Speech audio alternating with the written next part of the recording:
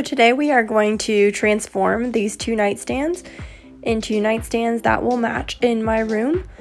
I was given these nightstands, so we're going to hope that we can transform them without a whole lot of extra cost. So today we're going to have some sanding paper here. We do have a cloth to throw down over the grass. We also have our paint that we're using, the Rust-Oleum, the screwdriver, and the equipment for the screwdriver as well.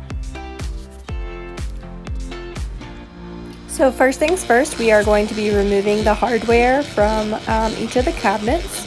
So I'm just going to take my screw gun and go ahead and remove both of these.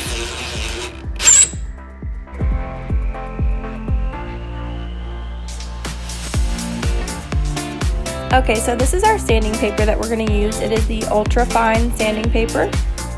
So I just have about 6 sheets of this to do both of the nightstands, and we're just going to go ahead and do a light sanding over each of the nightstands.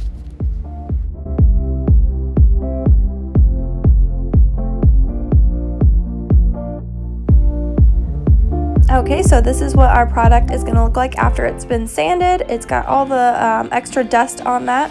So our next step here is we are going to wash it off with a damp washcloth. So we're just going to go ahead and wash all of that extra dust off of there that we got on there from the sanding. Okay, and this is our finished product after we have sanded those down. Now we've moved them out onto the tarp on the grass. We are going to be using our Rust-Oleum Universal All Surface Paint and Primer, and we're going to use that in silver today. So we went ahead and did one good coat over this, and we are actually going to go ahead and do 2 more coats after this one dries.